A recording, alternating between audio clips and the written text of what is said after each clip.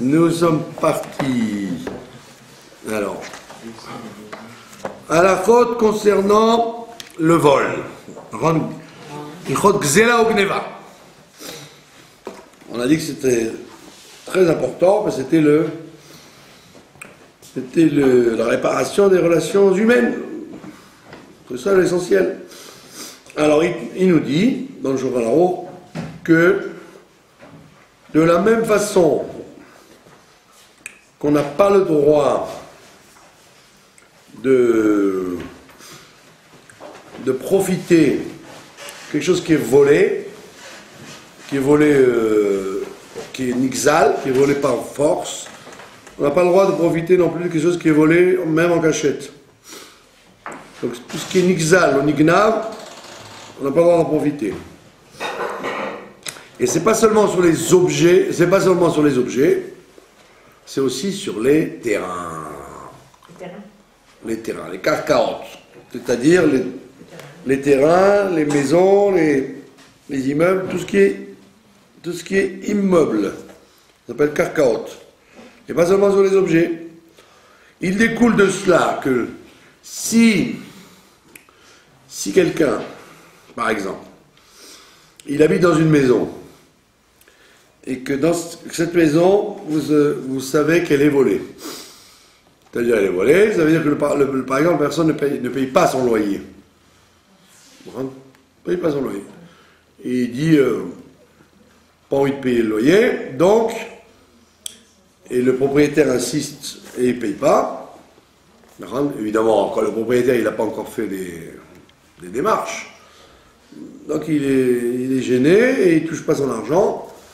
Vous n'avez pas le droit de rentrer dans cette maison, puisque c'est une maison volée. Un karka, gazoul. Donc si vous apprenez que quelqu'un vit dans une maison sans accepter de payer le loyer, donc vous n'avez pas le droit, même si vous invitez à une chanouka de baït, ou à ce que je sais, ou à un fiançailles, etc., vous ne pouvez pas aller. Parce que vous ne pouvez pas pénétrer dans la maison puisqu'elle est volée.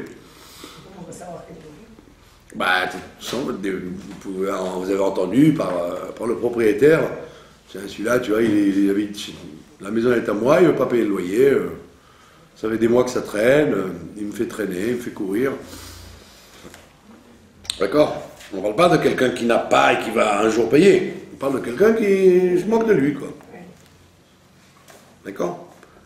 Donc c'est intéressant, parce que vous auriez dit, ah, les objets, je comprends. Si je sais qu'un objet est volé, je n'ai pas le droit d'en profiter, mais une maison.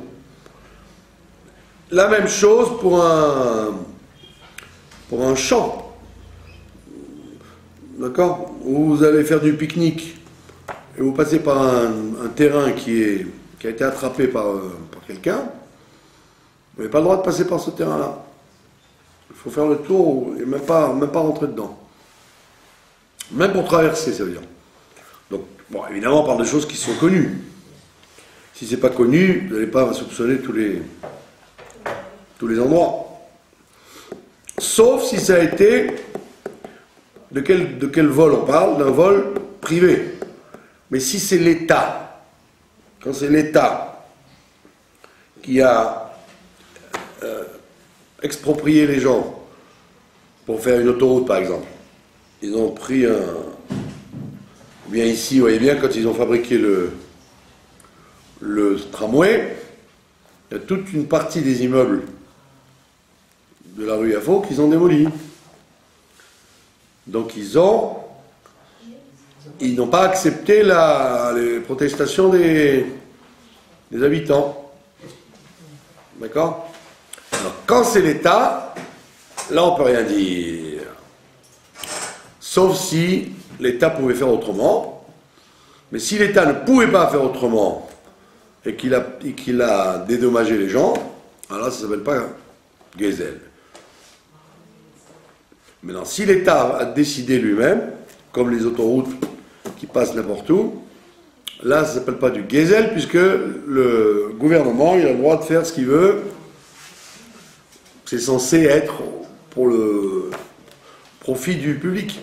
Donc vous avez le droit de traverser et d'utiliser un terrain volé exproprié par l'État.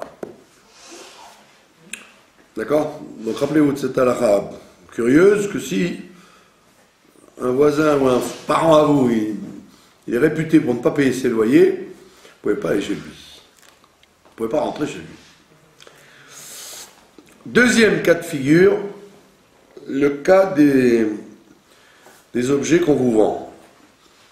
Vous voyez une espèce de promotion, vous avez une promotion et ça vous semble louche. D'accord? Alors, il vous dit comment savoir?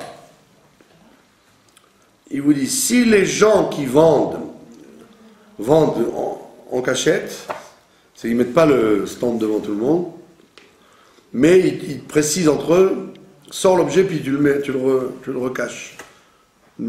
Cache-le, sors-le, cache-le, sors-le, cache-le. Donc ça c'est présomption de vol. Donc vous n'avez pas le droit d'acheter ça. D'accord?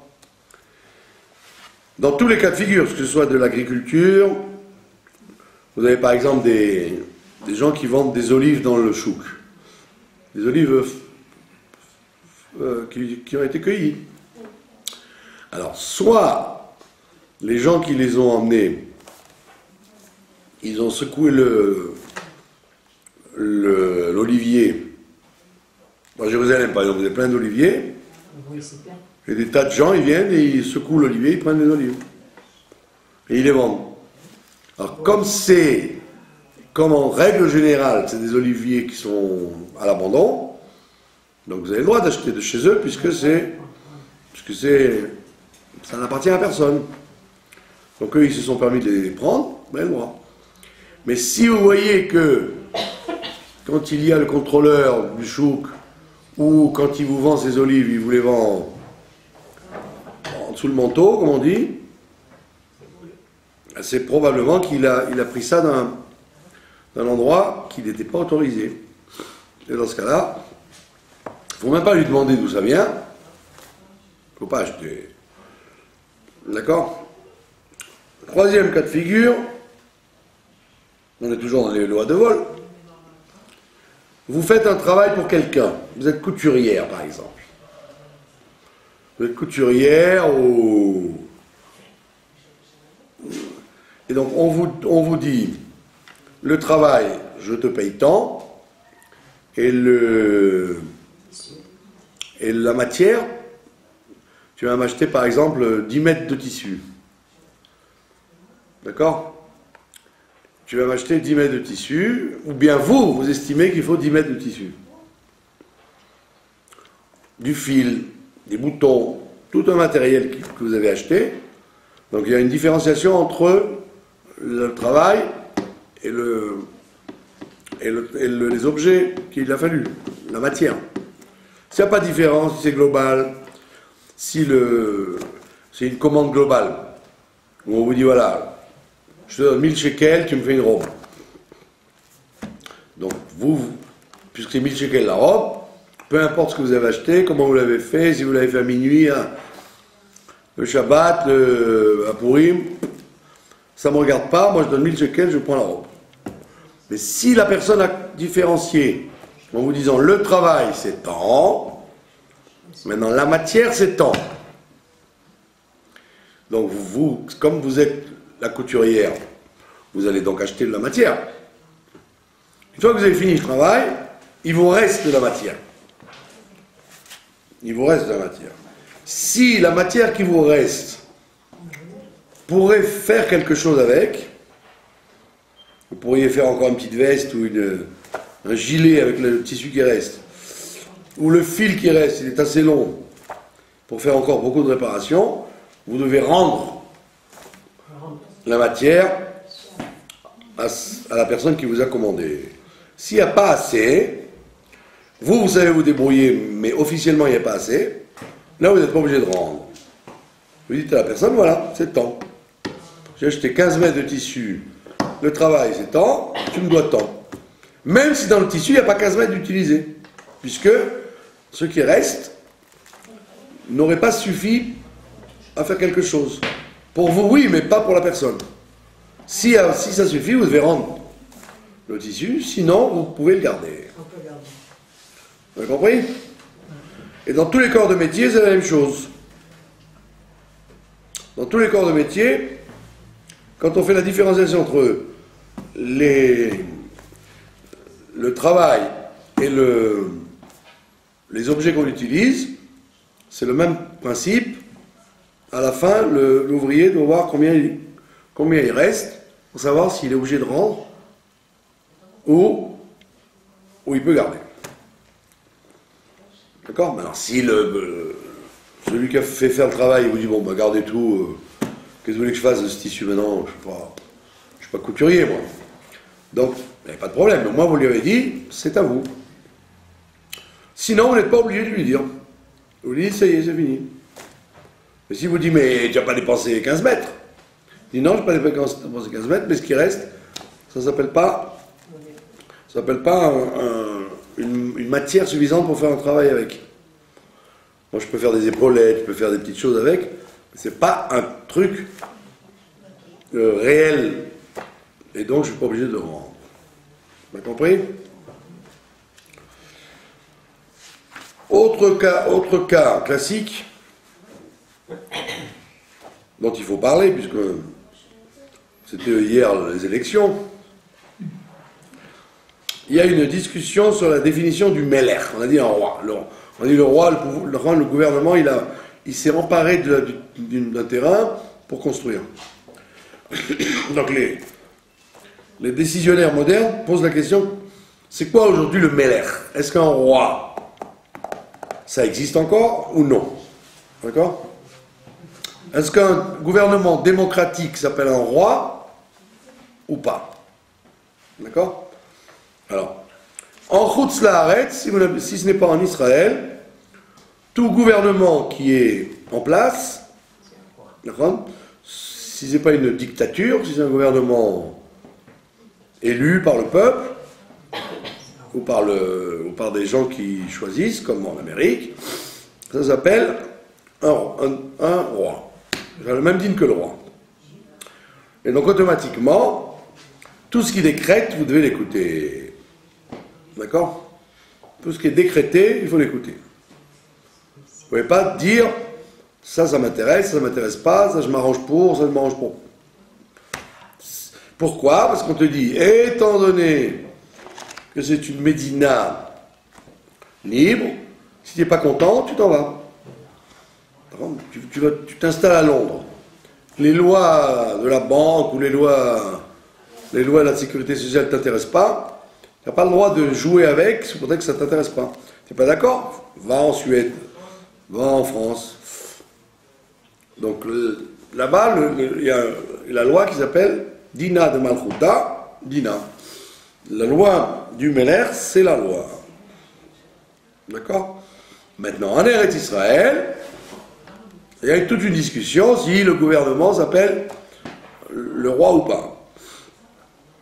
Parce qu'au temps du roi Shlomo, par exemple, on dit le roi Shlomo, c'était bien au début, mais après il a attrapé tout l'argent qu'il pouvait de tout le monde pour payer ses frais privés. Donc il était très mal vu à la fin. Et donc les rois qui ont suivi, c'était en vérité des dictateurs. Non, ils amenaient la police et ils prenaient l'argent aux gens. D'accord? Donc est-ce que, oui ou non, un gouvernement en Israël s'appelle un roi ou pas? Alors on te dit, c'est une discussion entre les Tosfot. Il y en a qui disent que oui, que les rois juifs c'est comme des rois goy, il faut les écouter. Et d'autres disent non. Le roi juif, il a un statut d'associé. Il n'a pas un statut de Melech sur vous, parce que le Melech a tous les droits. Il a un statut d'associé. Donc il est censé faire les choses en association. D'accord? Donc, à ce moment-là, s'il fait les choses en association, ça veut dire que c'est ce qui doit se passer dans un gouvernement démocratique. Toute loi qui doit passer, elle doit être votée par le Parlement. D'accord? Donc c'est ce qu'on appelle un eskem, c'est un accord qu'il y a. Quand vous avez voté, vous avez donc donné un mandat à X pour faire telle et telle chose. Donc, vous êtes en association avec lui, vous avez voté pour lui, donc les décisions qu'il prend, vous êtes d'accord avec elle. D'accord? Maintenant, quand c'est des situations dans la ville, c'est différent que des situations du pays. Dans la ville, il y a une gestion différente, al-pi halakha, de la situation générale du pays. Ce n'est pas les mêmes dinim. Donc dans la ville, le conseil de la ville, ce qu'on appelait à l'époque les touvés haïr, les notables, c'est eux qui décidaient combien on devait donner d'argent aux pauvres, quel jour on devait fermer le marché, tous les détails de la ville étaient gérés par le touvé haïr. Et donc, ça indigne d'obligation. D'accord? Vous devez vous plier à ça. Parce que c'est les tova, c'est pour le bien du peuple.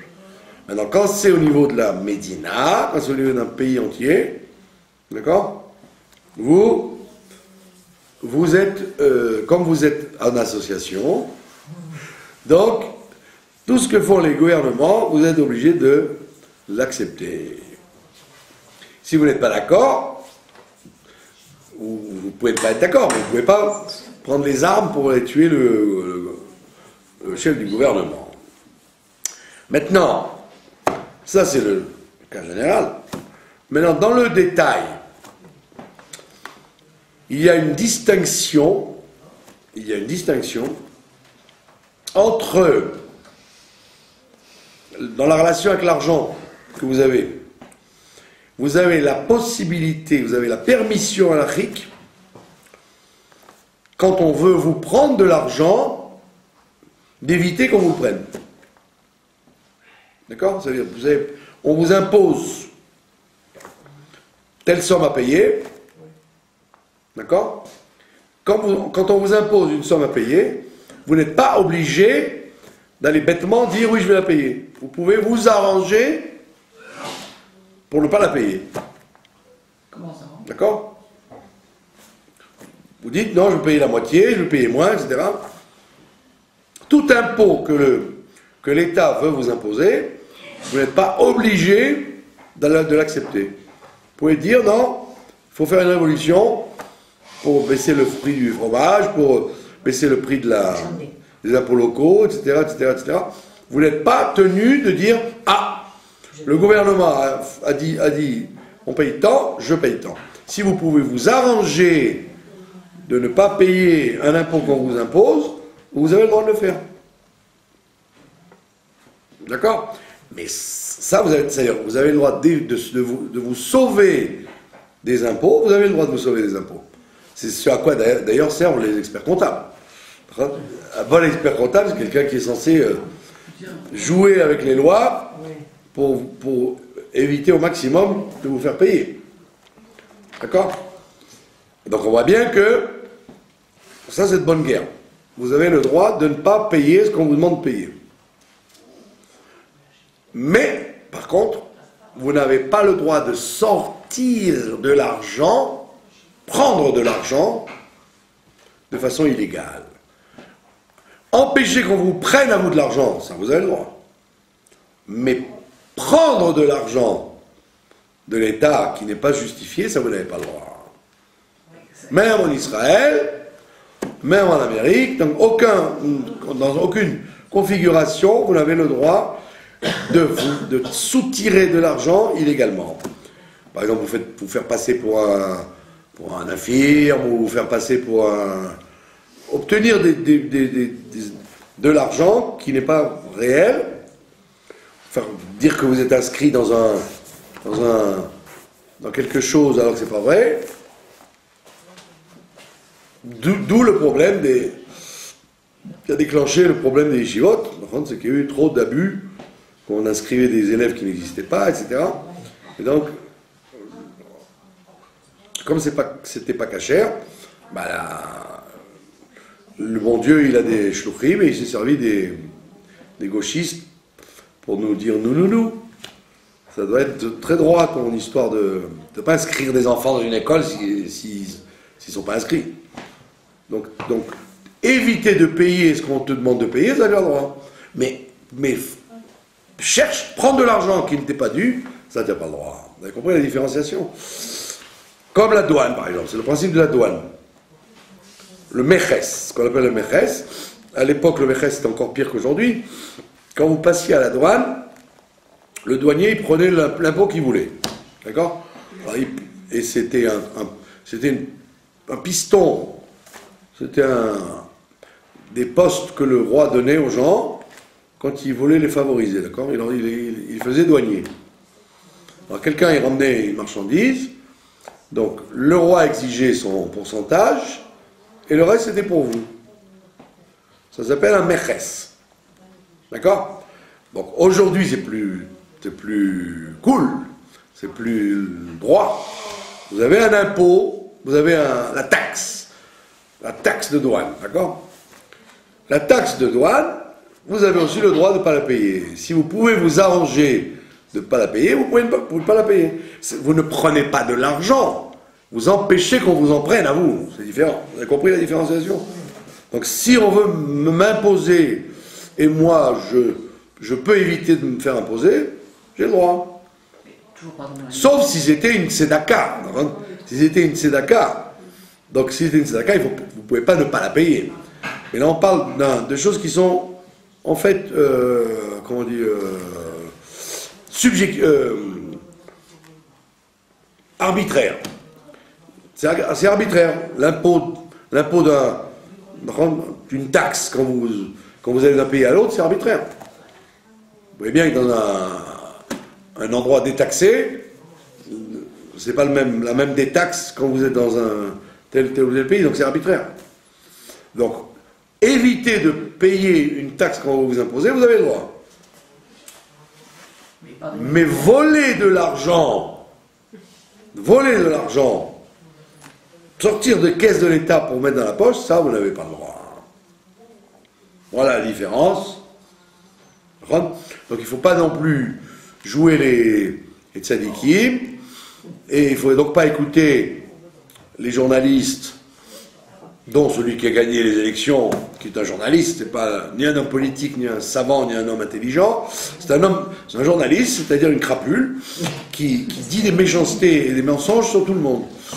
D'accord? Donc ils ont une façon de tordre les choses, et donc ils vous font croire, par exemple, que celui-là a volé de l'argent, alors qu'en fait, non, il a utilisé des droits qu'il avait de passer par en dessous, etc., que tout le monde a le droit de faire, mais lui, comme ça, il avait dans le nez, alors il a... Et c'est pour ces gens-là qu'on a voté, c'est là que les gens ont voté, parce que, comme dit quelqu'un que je connais, tout est du business, tout est du marketing. Ce monsieur a su se vendre. Maintenant, nous allons déguster quelques années avec ces gens-là. D'accord? Donc ce sont des gens qui en vérité vous rentrent dans la tête que tel ministre ou telle personne a volé, alors que si vous aviez les dossiers devant vous, vous direz mais non, mais c'est pas du vol. Il a simplement joué avec la loi, il a joué avec les lois, il a tourné les lois, c'est tout. Mais eux, ils présentent ça, quand c'est des copains à eux, ils n'ont rien fait de mal. Quand c'est pas des copains à eux, c'est des voleurs, même si c'est pas des voleurs. Alors, je le dis donc devant les caméras, et tout le monde le sait, tous les journaux sont ouverts à tout le monde, que quand tu peux éviter de payer quelque chose d'un impôt, tu as le droit de le payer. Aucune mitzvah de te faire pressuriser, mais tu n'as pas le droit du contraire. Dire, puisque l'État est un voleur, j'ai le droit de le voler. Pas le droit de voler l'État, même si l'État est un voleur. Tu n'as pas le droit de voler un voleur, qu'il soit l'État ou pas l'État. Donc les arguments de gens qui disent « Ah, mais comme ils nous volent, j'ai le droit de les voler », ça n'est écrit nulle part, c'est ne toléré par personne, ni en Chutz Laaretz, ni en Israël, quel que soit le régime dans lequel vous vivez. D'accord ? Voilà. Est-ce qu'il y a des questions? Pas de questions? Hors caméra. Pardon? Hors caméra. Non, il y aura des questions. Quel est le... quand même des choses très importantes, ce que je vous dis. Non, j'ai une Parce question. que vous hors caméra. êtes confronté sans arrêt à ces problèmes dans la vie. Bon, hors caméra, vous poserez votre question. Très bien. Hors antenne. Alors, on va parler de la paracha, bien sûr. La paracha de Béchalach. Dans la paracha de Béchalach, il y a un point dont on a parlé déjà plusieurs fois, mais c'est bien de revenir dessus, parce qu'il est très très important. Après le passage de la mer Rouge, d'accord? Après le passage de la mer Rouge, on nous raconte là-bas que les gens n'avaient plus d'eau, ils se sont retrouvés sans eau potable. C'est normal puisque ils avaient leur réserve d'eau depuis 15 jours, c'était terminé. Donc évidemment ils ont grogné, ils ont été chez Moshe Rabbeinu, ils ont dit on n'a pas d'eau pour boire. Et qu'est-ce qui s'est passé? Non seulement ils n'ont pas trouvé d'eau, mais ils ont trouvé de l'eau amère, ce qui est pire que de ne pas trouver d'eau. Vous avez compris, c'est comme si on vous donnait de l'eau de mer pour vous désaltérer, vous comprenez? Donc c'était de l'eau amère. Et qu'est-ce qui s'est passé? Donc vous connaissez la suite. Mon cher Rabbeinu, il a jeté dans l'eau amère un bois qui était lui-même amer. C'était pas du bois, d'ailleurs, c'est un arbre, carrément. Il a jeté un arbre amer dans l'eau amère. Et l'eau est devenue douce. Et donc l'eau qui passait à ce moment-là, c'est adouci. Il y a eu amtakat adinim. Il y a eu un adoucissement des mauvaises choses. D'accord? Donc c'est un des premiers miracles dans le désert. Et il est intéressant parce que ça veut dire que Moshe Rabbeinu a réussi d'une situation dramatique, une situation qui est amère. Alors des fois, parfois, vous dites, on ne peut rien faire, il faut avaler la pilule amère. Et là, Moshe Rabbeinu, il vous dit non, tu peux renverser la situation en douceur. C'est une philosophie de la vie. L'amtik est à din. Donc vous avez un gros problème qui est amer. Vous, au lieu de pleurer et d'avoir encore des larmes qui seront amères, vous riez de ça, vous renversez la situation et vous en faites une solution, alors qu'au départ elle était un problème. D'accord? Et maintenant, qu'est-ce que dit la Torah? Et l'histoire de la mer Rouge finit avec ça. Elle vous dit quelque chose de très intéressant. Dieu dit à Moïse, il dit, Im shamoa, enfin il dit au peuple, Im shamoa tishma, le kol Hashem Elokecha, si tu écoutes la voix de l'Éternel ton Dieu, Ve'ayashar be'enav ta'ase, et tu fais les choses droites à ses yeux, pas les choses droites à tes yeux, les choses droites à ses yeux. Ve'ayashar be'enav ta'ase, tu fais les choses droites à ses yeux. Ve'azantar le mitzvotav, et si tu écoutes ses mitzvot, Ve'shamarta kol chukav, et si tu respectes bien comme il faut ces lois incompréhensibles. Alors cette phrase magnifique, Kol hamachala, toute maladie, toute la maladie, Asher samti bemitzrayim, que j'ai mis sur les Égyptiens, que c'était encore frais dans leur tête, donc ils ont vu les 10 plaies, toutes les maladies que les Égyptiens ont pris sur la tête, Lo asim alecha. La maladie en question, je ne te la mettrai pas sur toi, comme je l'ai mis sur les Égyptiens. Ki ani Hashem rofecha, parce que je suis l'Éternel, ton médecin. D'accord? Car je suis l'Éternel, ton médecin.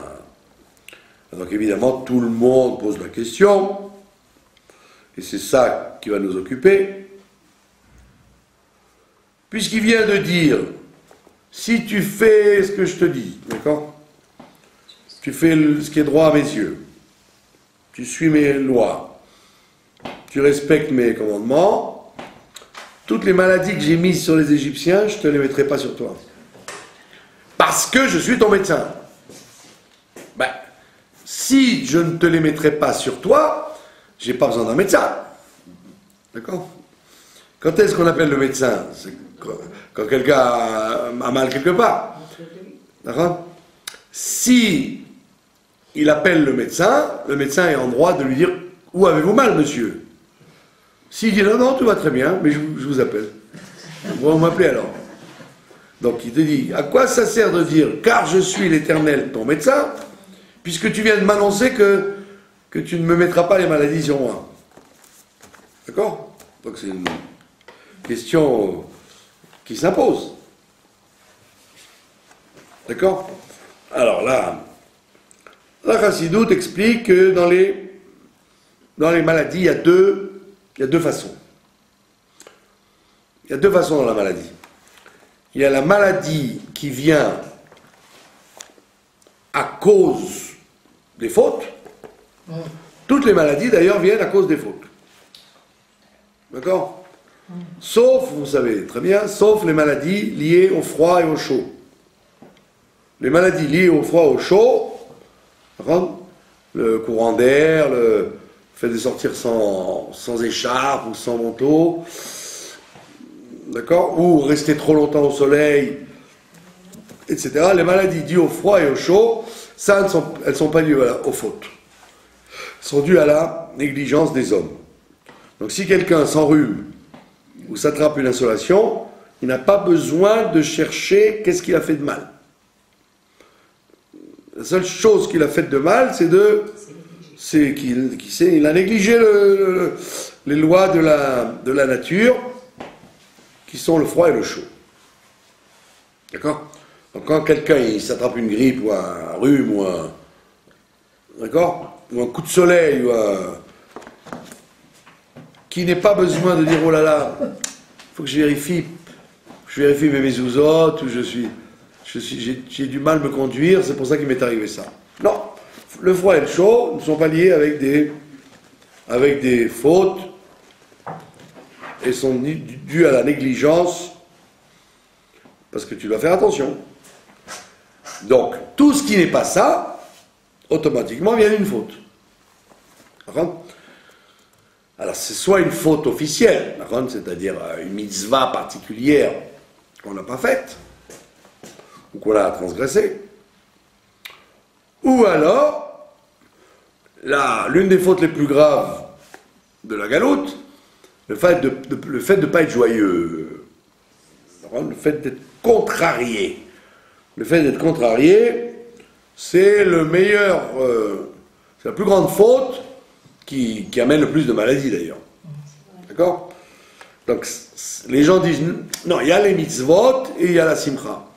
La simcha elle-même, c'est une mitzvah tellement grande que c'est elle qui souvent empêche les autres fautes et les maladies, quoi. Donc, quelqu'un qui est malade, c'est parce qu'il a fait une faute. Donc, la cause, c'est la faute, la conséquence, c'est la maladie. Et donc, à ce moment-là, on appelle le médecin, c'est Dieu le médecin, qui a ni Hashem ofecha, Dieu est ton médecin. Donc, il va te dire, là où tu as fauté, répare. Répare la faute, et la maladie se réparera. Donc c'est la maladie qui est venue à la suite de la faute. Mais elle est là. La maladie est là. D'accord? La maladie est là, et donc elle exige un médecin. Donc si c'est une maladie très spirituelle, elle n'exigera qu'une guérison spirituelle. Si c'est une maladie qui a atteint ce monde-là, comme on a vu tout à l'heure, les relations humaines, c'est la faute a traversé le monde spirituel, elle est rentrée dans ce monde-là.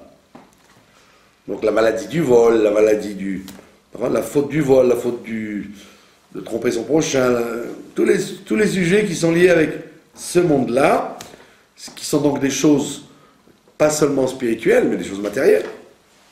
Quand tu voles, bah tu interviens dans le monde.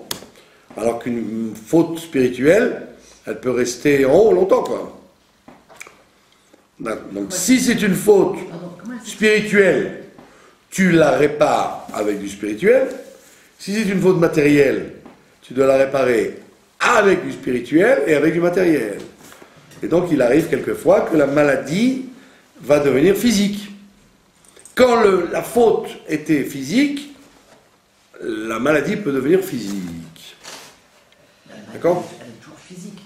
C'est pas un truc qui est... Non, il y a des voilà, toutes les maladies psychosomatiques ne sont pas forcément physiques. Quelqu'un, il a des insomnies, où il est, ce que je sais, moi, il a des crises de nerfs, ou alors il est des angoisses, c'est une maladie. D'accord ? C'est pas forcément, ça va pas se traduire par une éruption d'urticaire sur ses bras. D'accord ? Alors, il est bien que les Occidentaux, ils passent leur temps à prendre des calmants, des anti-stress, des anti-trucs. Donc ça veut dire qu'ils sont malades au niveau de la neshama. Et pourtant, ils fonctionnent. Oui, ils travaillent, ils roulent en voiture, ils font des courses. Donc, tout dépend de l'impact de la faute. Plus l'impact est rentré dans ce monde-là, plus il touche le corps de façon concrète. C'est pour ça qu'il y a des tas de gens qui sont malades et aucun médecin ne sait de quoi. Ils sont malades, mais les médecins ne savent pas d'où ça vient. Ouais. Alors ils vous disent faites des analyses, oui. D'accord, mais c'est pas pour autant qu'ils retrouvent la cause. Et des fois ça part comme c'est venu, c'est parti comme c'est venu, et des fois ça ne part jamais, on ne sait pas pourquoi. Donc ça c'est ce qu'on appelle, là j'ai besoin d'un médecin pour réparer la conséquence de la faute. Là on comprend. Maintenant, ce qu'il a dit ici, il a dit si tu fais exactement ce que je te dis, les maladies que tu as vues chez les Égyptiens, tu ne les verras pas parce que je suis ton médecin. Ça, c'est la médecine préventive. Ça veut dire que très souvent, tu peux empêcher la maladie qui aurait dû descendre sur toi parce que tu l'as prévenu, tu as agi à la source. C'est de ça qu'il parle ici. Il parle d'une médecine spirituelle préventive. D'accord ? Pardon ? Vous pouvez parler à plus de 10 décibels. Ça veut dire quoi ? Faire tchouva tout de suite Ça veut dire que si vous avez on vous dit de donner un tzedaka, et vous n'avez pas envie de donner un tzedaka, alors quand tu vas donner un tzedaka, alors que tu ne te croyais pas obligé de le faire, en vérité tu préviens une éventuelle maladie qui te serait arrivée, donc tu as prévenu la maladie grâce à la tzedaka. La tzedaka elle sert après, elle amène la guérison, etc. après. Mais ce que les gens ne savent pas, c'est qu'elle amène la guérison avant aussi. Donc il y a des tas de comportements toraniques qui font que, a priori, vous n'en auriez pas besoin. Vous n'avez pas besoin. Mais vous les faites, vous ne les faites pas le Shem Shamaim. Vous les faites en disant, je me garantis d'une maladie. je me fais un bouclier pour ne pas être atteint de cette maladie. En faisant des massymptovies. C'est ce qu'il dit là. Pardon ? En faisant des massymptovies. Voilà, en faisant des actions qui sont surtout asymptomiques, surtout vis-à-vis des autres. D'accord ? Parce que les actions vis-à-vis de Dieu, ça ne mange pas de pain, comme on dit. D'accord ? On parle vis-à-vis des autres. Quand vous faites des actions que vous n'êtes pas obligé de faire, vous aurez dit, moi, si on me demande la tzedaka, je la donne. Si on ne me la demande pas, je ne donne pas. Pourquoi je vais aller mettre ma main dans la poche? Je mets la main dans la poche pour mes affaires à moi. On te dit, non, mets la main dans ta poche et avec une intention qui n'est pas le Shem Shamaim. C'est-à-dire avec l'intention de prévenir le problème. Tu aurais dit que c'est dégoûtant. Il se fait passer pour un généreux personnage, il a donné la tzedaka à quelqu'un, mais en vérité il l'a fait avec une intention que d'en haut on lui a empêché une maladie de descendre. Alors c'est ce qu'il te dit ici, il te dit fais-le. C'est très bien, fais-le. Fais-le. C'est ça que je t'encourage à faire des refouotes, des médications avant les maladies. Donc, par exemple, quand tu vas étudier une Torah qui ne t'intéresse pas, un truc qui ne t'intéresse pas, mais en vérité, ce truc-là, tu vas en avoir besoin de ces 4. Pas maintenant, mais bientôt. Dans une situation que tu n'avais pas imaginée, donc tu as prévenu, au lieu de répondre à une question qui va se présenter, tu réponds à la question avant qu'elle se présente. Ça, c'est dans la Torah, dans les mitzvot et surtout dans les maasim tovim, dans les bonnes actions que tu fais avec les uns et les autres. C'est ce qu'on appelle une médecine préventive. Et c'est pour ça que dans le Hayom Yom, le petit livre qui s'appelle Hayom Yom, il amène à propos de la situation des Bnei Israël devant la mer. Il dit que devant la mer, tout le monde était paniqué. Personne n'a agi comme il faut, parce que tout le monde était dans la panique. Ça s'appelle la Béala. Ils étaient Béala. D'accord ? Pardon ? Il y avait de quoi être paniqué. Je ne sais pas, je ne me rappelle plus. Je me rappelle que du film. Donc, c'est vrai que ça fait peur. Hein. Mais on voit que même Moshe Rabbeinu est paniqué. Tout le monde est dans la panique. Il n'y a aucune réaction qui est droite, qui est comme il faut. Et là-bas, il dit, le système intellectuel et le système émotionnel sont deux ennemis. Le système intellectuel, comme c'est écrit dans les livres du Moyen-Âge, le cerveau il est froid et humide, alors que le cœur il est sec mais chaud mais sec. Donc c'est deux contraires totalement. Le cerveau, il est froideur et comment on dit, et énergie quand même. Il y a une énergie mais froide. Il y a un fonctionnement cérébral. Alors que les émotions, c'est chaud, mais c'est sec. Ça veut dire qu'en vérité, c'est brusque, c'est brutal. Et donc, on te dit, quand tu fusionnes les deux, tu rends ton cœur intelligent ou tu rends ton cerveau sensible. Quand tu fusionnes les deux, alors il te dit à ce moment-là,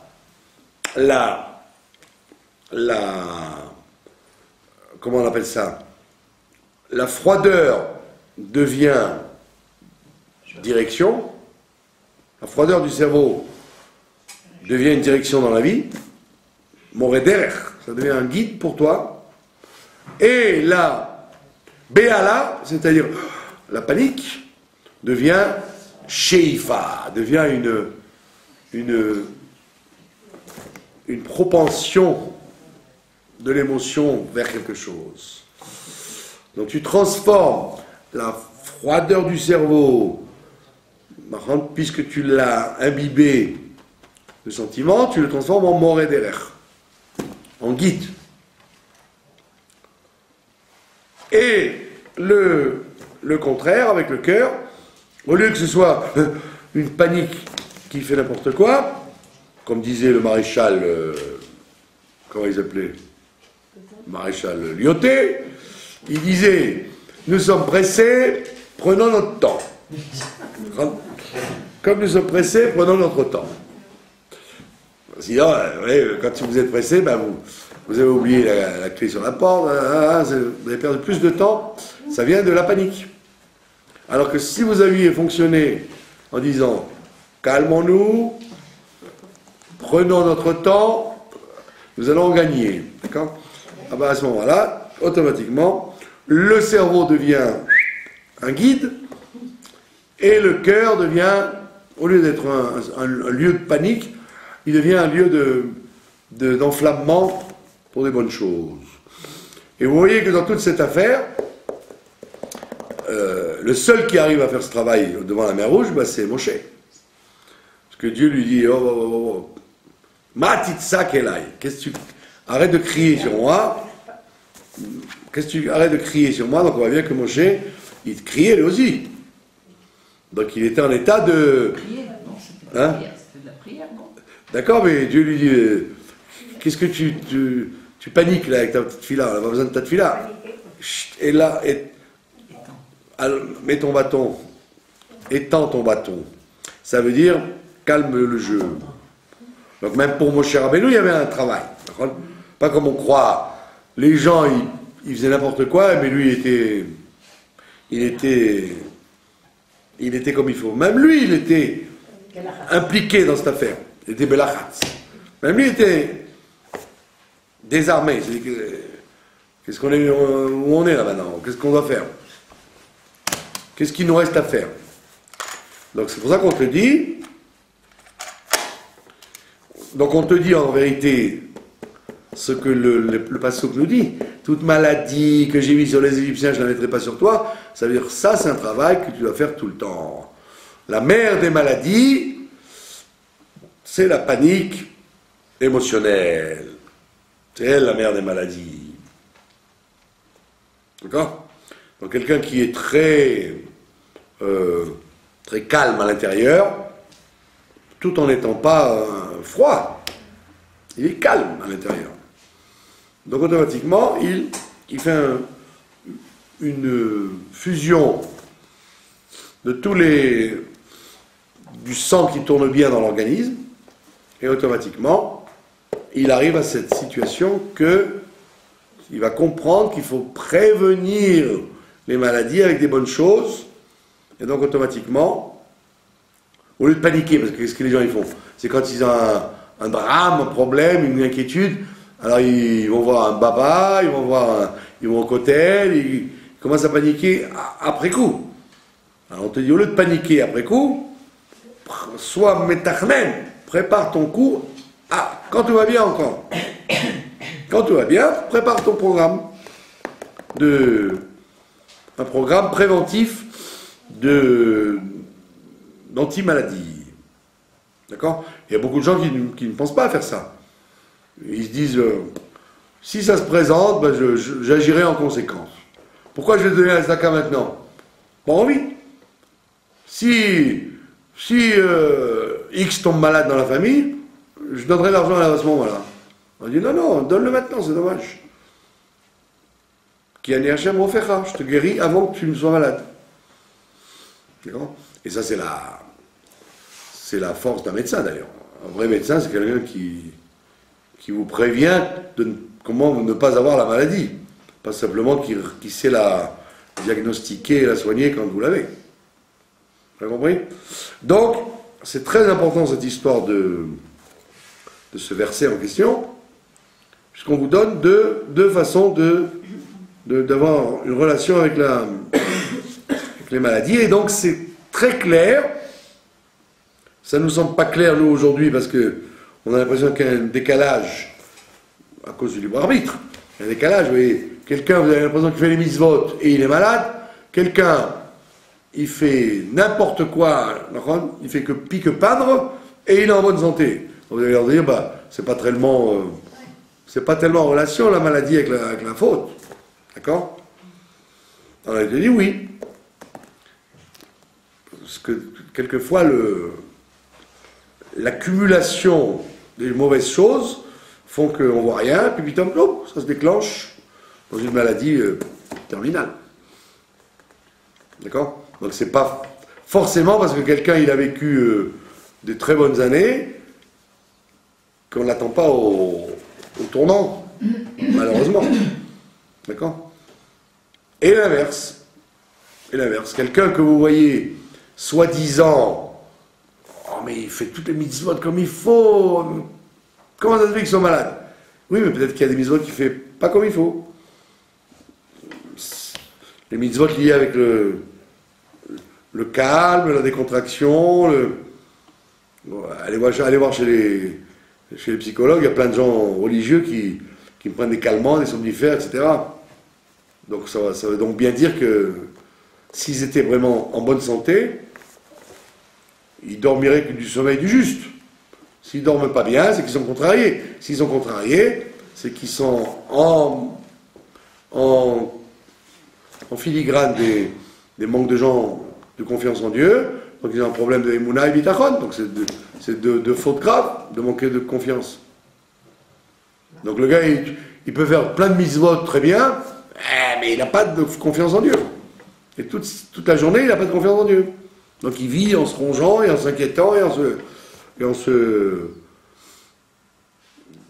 en s'énervant avec sa famille, avec ses voisins, parce qu'il est sous pression. Alors le fait d'être sous pression, c'est en soi une transgression. Donc théoriquement, on devrait être dans le calme le plus serein. Bon, je vous parle pas pour vous, je parle pour moi. Parce que c'est, comme on dit à Marseille, c'est plus facile à dire qu'à faire. D'accord? Plus facile à dire qu'à faire, mais il faut le faire. Voilà. Est-ce que vous avez des questions? Quel rapport avec le morceau de bois qui était amer? Pardon? Quel rapport avec le morceau de bois qui était amer? Eh bien, ça veut dire que c'est le sujet de renverser. De renverser la force. Pourquoi quelqu'un est contrarié? C'est qu'il voit une situation qui ne va pas dans le sens qu'il voudrait. Alors, au lieu de... qu'est-ce que tu aurais dit? C'est paniquant. Alors, sois paniqué. Qu'est-ce qui est souriant alors qu'on est dans le broc? Comment tu peux rigoler alors que ça va pas? Espèce d'idiot, tu rigoles alors qu'on est dans le... justement, c'est peut-être pas idiot de faire le contraire, de rigoler alors que tout va mal. Donc c'est ce qu'a fait mon cher Rabbeinu. Il leur a dit, vous savez, l'eau elle est amère. Qu'est-ce que vous voulez faire? Vous voulez de l'eau douce? Il faut justement, je verse de l'amertume, c'est-à-dire je prends le truc à l'envers. Au lieu d'adoucir l'eau, je suis censé la rendre encore plus amère. Et au contraire, je l'adoucis comme ça. Donc je fais exactement le contraire de ce que la logique aurait dû faire. C'est génial. D'accord? Mais c'est pas évident. Parce qu'en règle générale, quelqu'un qui est contrarié par quelque chose qui pourrait être même objectivement contrariant. Il n'a pas de quoi payer quelque chose, ou il a quelqu'un qui est malade, ou il a une fuite d'eau dans sa salle de bain. Vous voulez quoi qui commence à dire les chaïm et tout va bien, et il commence à s'inquiéter. Il commence à paniquer. Alors on te dit, voilà, renverse, ne panique pas, sois joyeux, sois de bonne humeur. Donc tu préviens la maladie, quoi. Donc vous voyez bien que toute la Torah, c'est en vérité, elle est venue nous enseigner toujours cette relation, que tout ce que nous avons comme relation, c'est une relation spirituelle en fait. Tout ce qu'on fait dans la vie, c'est quelque chose qui est une avodat Hashem. Même une fuite dans les toilettes, ça vérifie chez vous quelle est votre avodat Hashem. Pas comme les gens y croient, ils disent « Ah, je suis embêté, j'ai eu ce problème-là. » Ben, oui, mais c'est aussi, ça fait partie du service de Dieu. Comment tu vas réagir devant... bah oui. Comme le khatan qui s'est reçu une tache de ketchup rentre sur la chemise. Il aurait tendance à paniquer en disant... Si c'est chemise, on peut la remplacer, mais la robe de la mariée... La robe de la mariée, ouais. Voilà. Est-ce que vous avez des questions? Pour des enfants qui tombent malades, des petits, c'est-à-dire... Ouais, tous les enfants qui tombent malades avant l'âge de 20 ans, de bar mitzvah et 20 ans, c'est le problème des parents. Le Rambam, il dit, quand quelqu'un n'est pas comme il faut, alors Dieu s'en prend d'abord à son argent, à ses biens, quoi. Après, il s'en prend à ses enfants, et après, il s'en prend à son corps, à lui. Donc, si un enfant tombe malade, que Dieu ne plaise, c'est pas l'enfant qui est responsable, c'est les parents, ouais. C'est une allusion aux parents. Comme il y avait un enfant que je connaissais qui tous les Shabbats, il transgressait le Shabbat. Tous les Shabbats, il se faisait un malin plaisir d'allumer des lumières. Alors qu'en semaine, il ne faisait jamais ça. En semaine, il ne s'amusait pas du tout avec ça. Le Shabbat, alors qu'il jouait avec les mêmes jeux, les jeux ne l'intéressaient pas, il éteignait les lumières, il allumait le truc de... comment on appelle ça? D'eau chaude. Il éteignait la plaque électrique. Que des trucs qui exaspéraient ses parents. Alors il lui criait dessus, il lui tapait dessus, tout. Et c'était régulier. Alors je leur ai dit, mais... Parce que comme vous ne faites pas bien le Shabbat vous-même, donc on vous le montre chez votre enfant. Alors il faut que vous commenciez à apprendre les halachot comme il faut, faire le Shabbat comme il faut, vous allez voir, ça va s'arrêter. J'aurais dû avoir une djellaba blanche, ça aurait été plus efficace. Je serais riche aujourd'hui. Ils m'ont dit, ouais, vous croyez? J'ai dit, ben, vous allez voir. Commencez à étudier les lois du Shabbat, et vous allez vous rendre compte qu'il y a plein de choses que vous faites mal. Ben, vous allez voir, juste après, l'enfant, il n'aura plus envie de faire ça.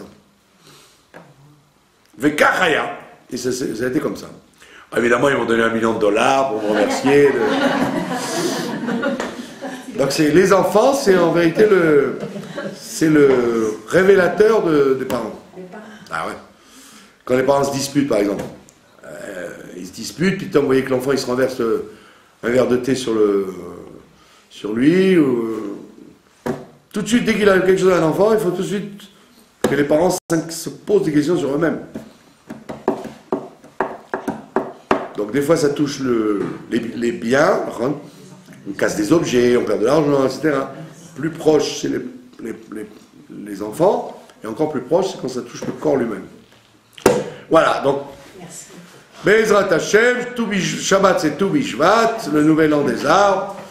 Donc Dieu nous apportera l'arbre que nous attendons tous, le Mashiach qui s'appelle Tzemach David, le rejeton de David.